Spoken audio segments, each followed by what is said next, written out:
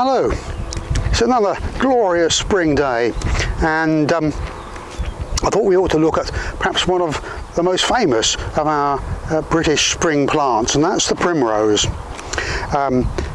Primula vulgaris, and it's a member of a large family, Primula, all sorts of plants all over the world, much collected by alpine plant growers and so forth, but this one is one of our native primulas, although you will see lots in gardens in all sorts. They look like primroses, but they're all sorts of different colours. Sometimes they're primrose coloured, but they've got really dark centres, and that probably means they're hybrids. Polyanthus is the name that tends to be used for them. But our native primroses are very often woodland plants, but we're filming this on a road verge because it's a lovely patch, and we thought you should see them in a slightly different environment.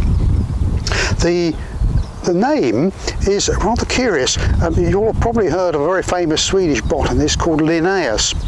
Now, Linnaeus was a pretty good taxonomist, but unfortunately he made a bit of a mess of the Latin names of primroses, because primroses are not actually native to Sweden, so presumably he never actually saw them growing live. He looked at dried specimens, and he thought they were a variety of the cowslip. And it took until the middle of the 19th century for a British botanist, as it happens, called Hudson, to sort it all out, and he gave it its Latin name of Primula vulgaris, the common primrose. Beautiful plants, what we call, of course, primrose coloured flowers with 5 petals, but what makes them fascinating for me is that they have 2 different flower forms. Well, in fact, actually it's the sexual organs that are different, and the one which is next to me here has a long stigma, and you can tell we're on a road verge, can't you?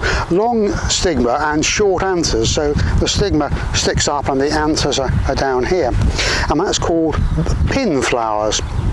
And the one which is on my right has the anthers long and the stigma short, and those are called thrums.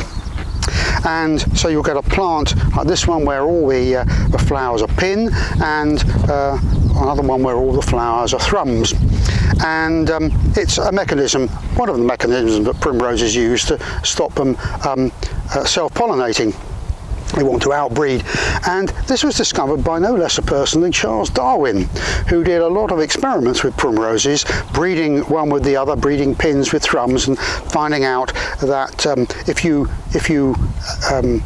in a garden, if you bred 2 pins together, you didn't get quite such good plants as though you bred pin against thrum.